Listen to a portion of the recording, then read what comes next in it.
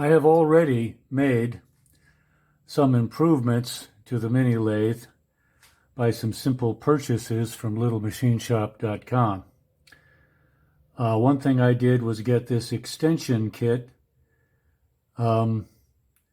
which is the saddle is machined another 1 inch this way so that the tool post can be brought further out to work on larger pieces. And of course you get a 1 inch longer feed screw with that, and this adapter 1 inch extension to allow for actually using it. The other thing I did was I got this to replace the original one. You see that it has 2 mounting holes which are further to this side, which allows you to have the mounting post for the cutting tool more directly over the pivot, which should reduce chatter to some extent when you lock it down. It's also shaved down 1/4 of an inch relative to the original, as you can see, which is more appropriate for using a quick change tool post, which I do have, which is a great thing to have. If you haven't got one of those, you should get one. It's really the way to go, I think. Now, starting with the saddle, I have done something similar to what Steve Jordan has done. He's got some excellent videos on what you can do with the mini lathe. You should check them out. Check out his channel. Originally, these come with these underside pieces bolted in with 2 sets of screws. These 6mm cap screws, and these little screws which go in here, and you are supposed to balance these against each other to try and make the saddle run snugly, but it's really pretty rinky-dink and doesn't really do the job. So, like what Steve Jordan did, I am replacing these with studs, and I'm going to put shims in here to get a tight fit to the ways. Now, my saddle is a little different from Steve's because on his, these spaces here are filled in with metal. So I cannot do really the things that he has done with the middle of the saddle. So here's the setup that I'm using. I have these studs in here, 6mm, and I have these shims. I made these by cutting holes in the right size shim stock to get, and it was a bit of a pain, but I experimented and got what I needed.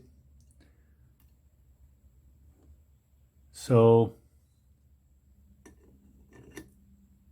it goes together like this, and I put the nuts on and tighten down all the way. Now, these shims, you'll see that I have cut holes in, and I really had to make a jig out of some scrap aluminum like this to hold multiple shims in there to drill holes. I do believe if you try to do this any other way, it's going to lead to misery, because it's just way too difficult to get clean holes like this, unless you use this kind of method. This is a 6 1/2 millimeter drill.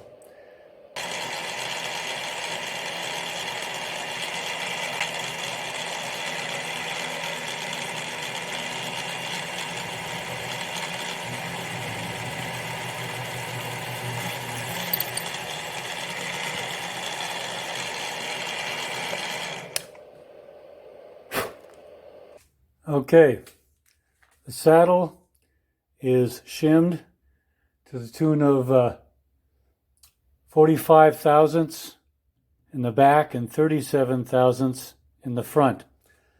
And it doesn't rattle at all on either end or in the middle, and it moves smoothly across the whole way. So I take that as success. This is the cross-slide feed screw. It is a left-handed thread,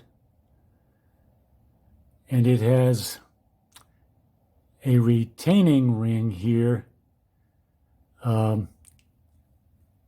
designed into it, which ends up being trapped between these two pieces when bolted into the saddle like this. And there is a little bit of play in that, and I think I may be able to deal with that using a shim. But that's not the only problem, of course. A significant amount of the backlash in the cross slide is due to the inherent thread driver nut tolerance. And so we need to figure out what we can do about that and proceed. We see that the retaining ring on the feed screw is subject to about 2 thousandths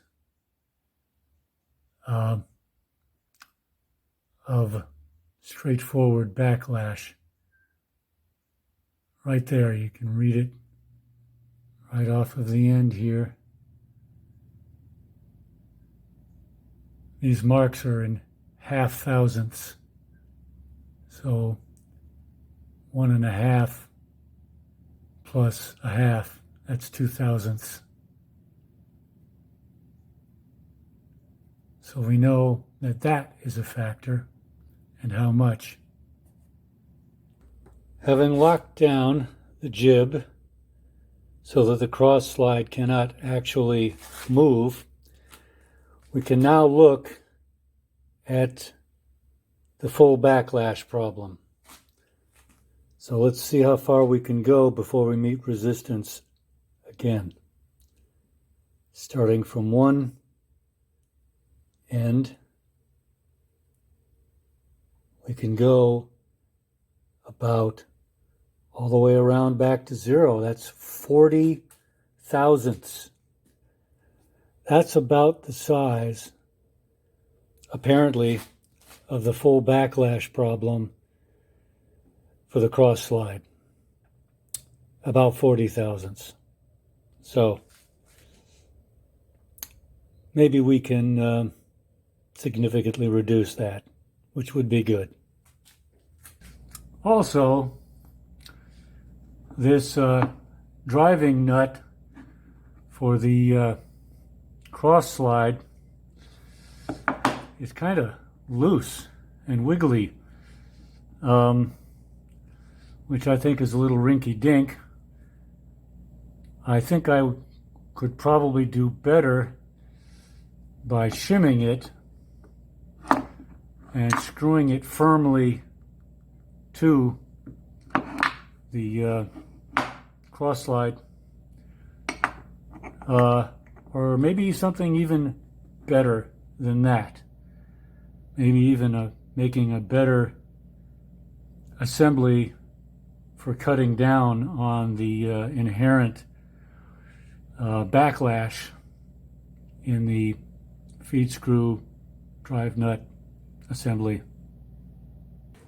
Okay, so the compound slide seems to have about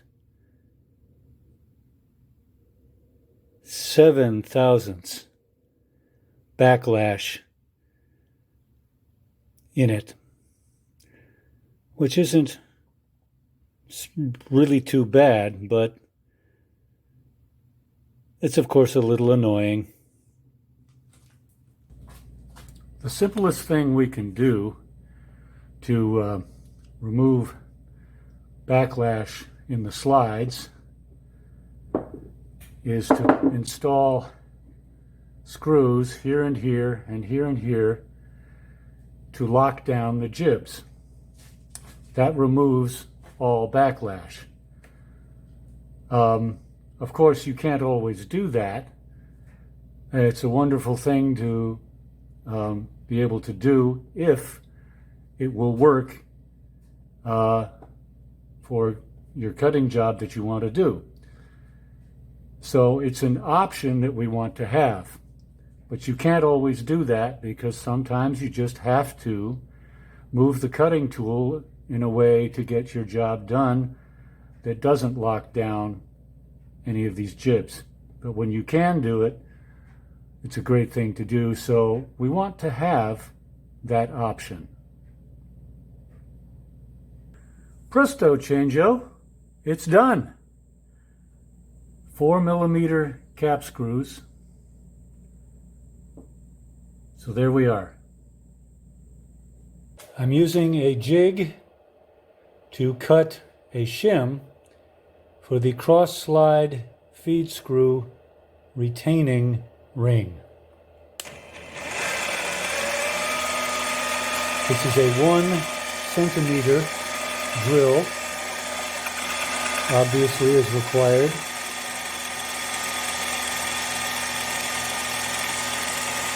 That appears to be it.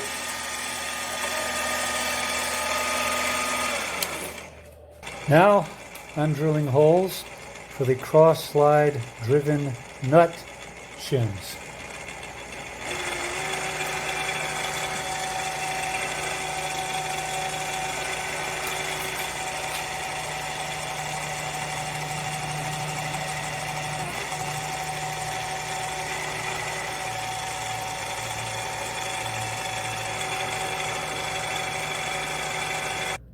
Okay. This little fixture for drilling holes in the feed screw shim stock is 0.6 inches wide, which is the diameter that we want for the shim. And of course it has a 1 centimeter hole through it right now. And it is thin enough to be cut by a single-edged razor blade, like this.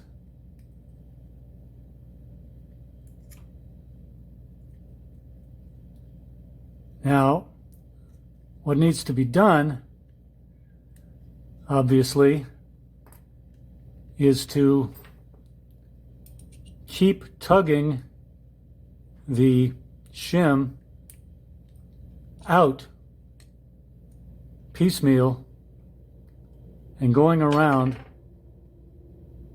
cutting it until we have it essentially round.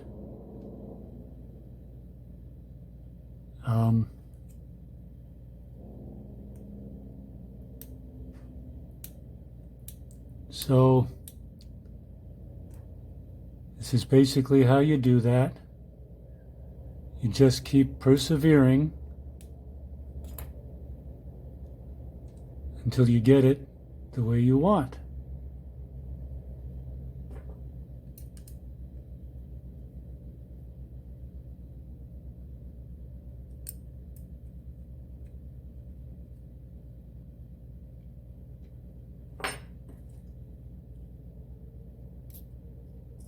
However long that takes. So I'll see you on the other side of this.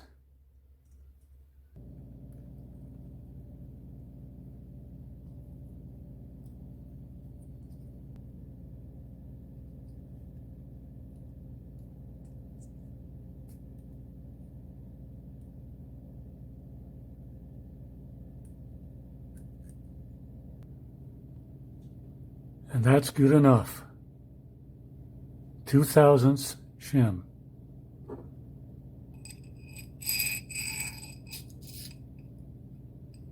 That'll work.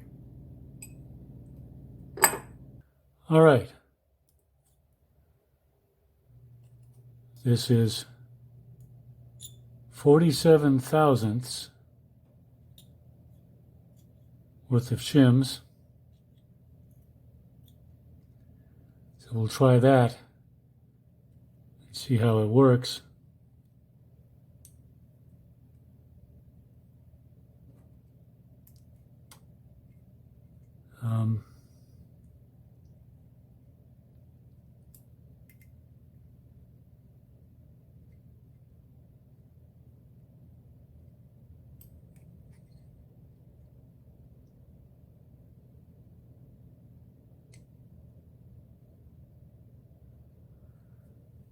This may need to be tweaked a little bit to make sure it's straight.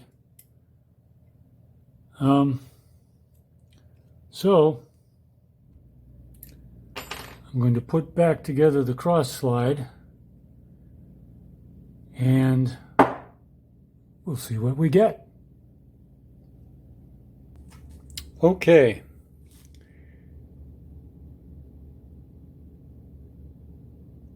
Jib locked down.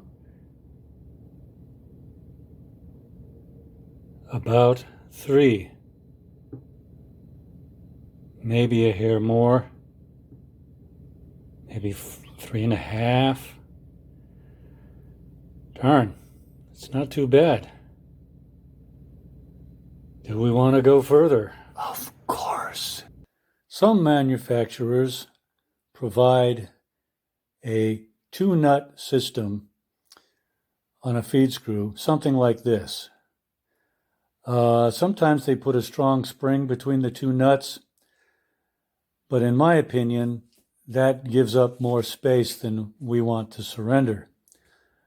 I prefer a set screw pressure system, which, if done right, can have a distance between the 2 nuts of less than a thread width.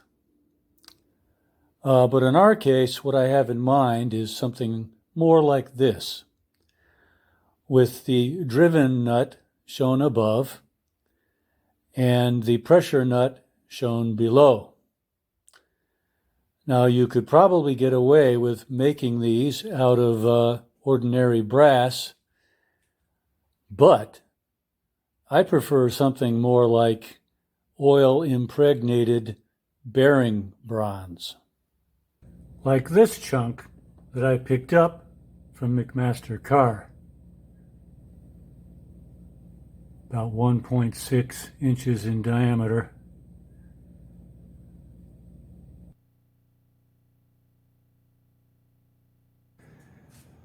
These blocks are 1 inch by 1 inch by 0.715 inches tall.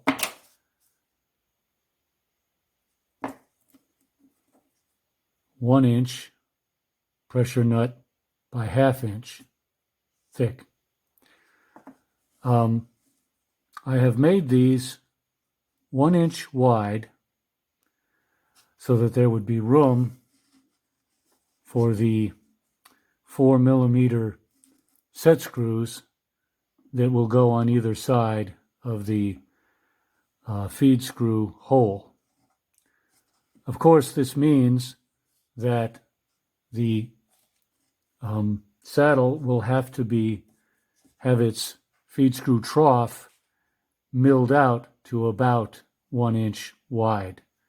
That means about 0.1 inches on either side. And there should be plenty of metal to handle that without a problem. 9mm drill.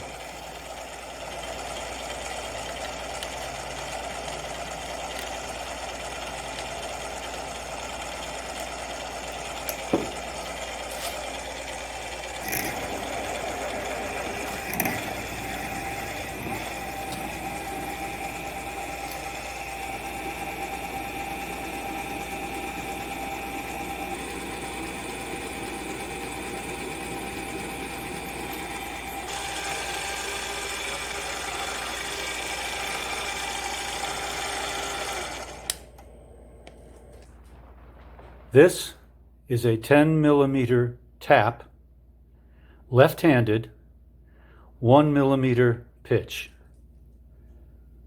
So here we go.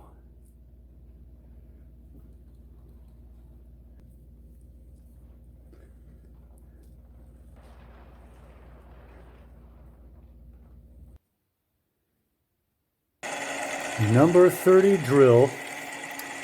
I'm going to drill down about 1/8 of an inch into the driver nut so that the tip of the set screws can seat into the driver nut. That's it.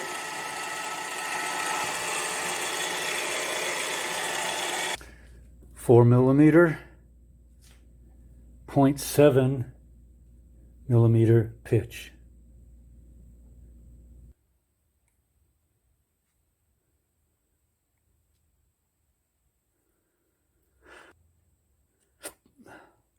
And the mounting holes.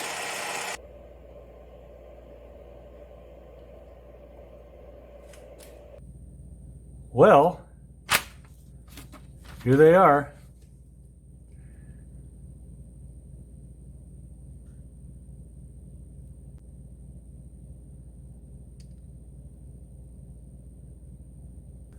And here they are on the feed screw. The threads match up, of course, because of the way I tapped them.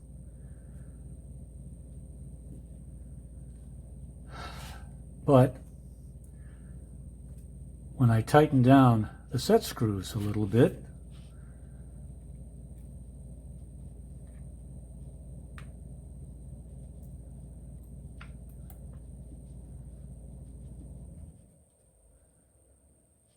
you can see that the separation is much less than a thread width. And there's basically no slop at all. The slop is basically gone.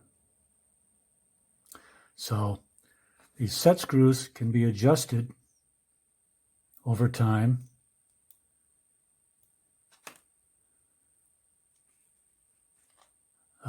to take up any slack that develops. So there's that.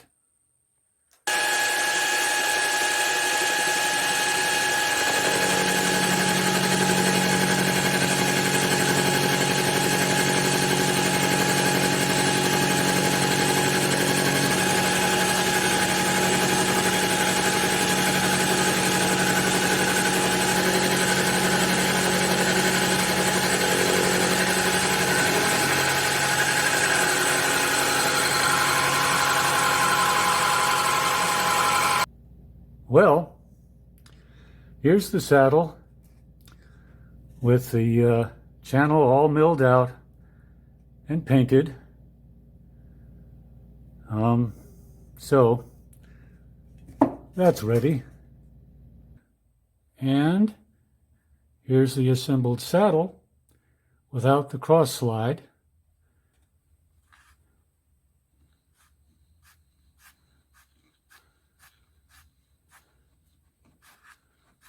And it goes smoothly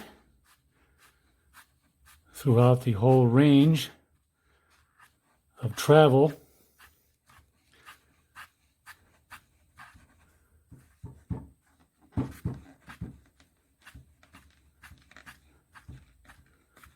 All the way up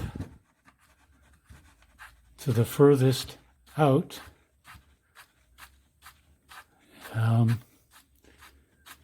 And I do mean all the way up. So, next we can put this together.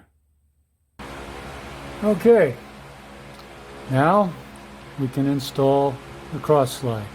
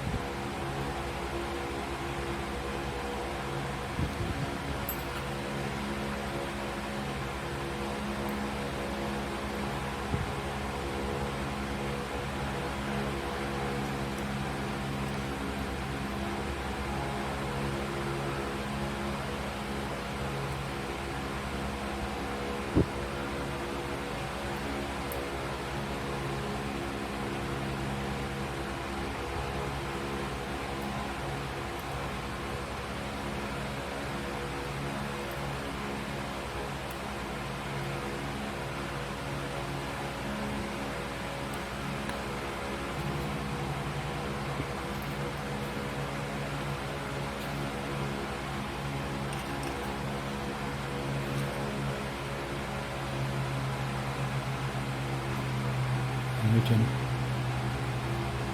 tighten up the gib.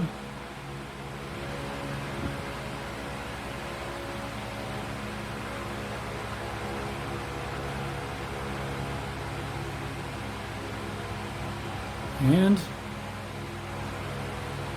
put it back on the lathe ways. And then deal with the compound slide. And there it is. I can feel no backlash at all. As you can see, there's no slop here. Just nice, tight, smooth action. Yes. And there we go. What about the compound slide? We can do something similar to what we did for the cross slide, but not exactly the same. Now we see that the base of the compound slide is actually the driven nut. And the feed screw is a right-hand thread. So what this really means is that we have to put some kind of pressure nut right here between the compound base slide and the feed screw. So let's try that. This is the same tap as before, except 10 millimeters, except that it is right-handed instead of left-handed. So here we go again.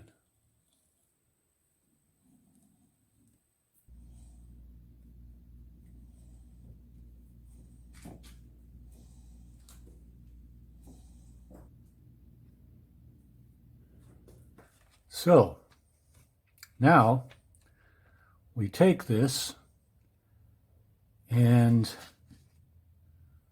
we screw it in to the base of the compound slide, and then we screw down this pressure nut in the making to match up the threads so that they're a similar kind of matchup as we got in the cross slide. So now that we've got that, not super tight, just very lightly finger tight. And now we can scribe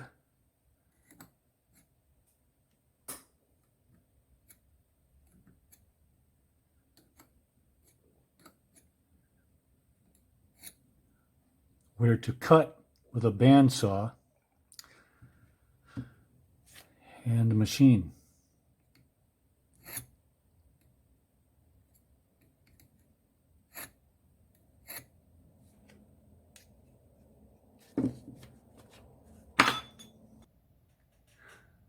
Well, okay, here it is, all cleaned up so that it passes all obstacles and has a couple of set screws in it. Let's see how it installs.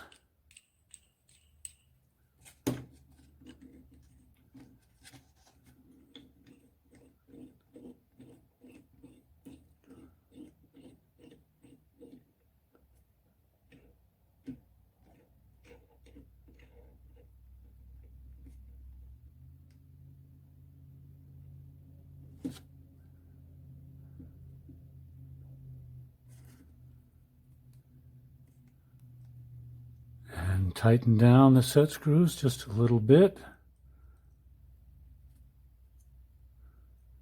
Not too much.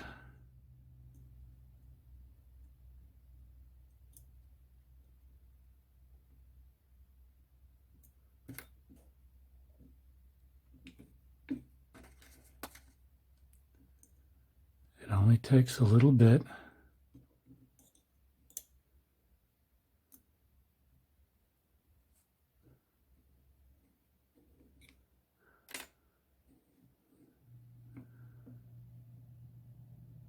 I can't feel any play with it there. One could fool around with that for a while. All right, so this does clear everything. So this should work just fine. So I can set the compound slide angle with a protractor like this,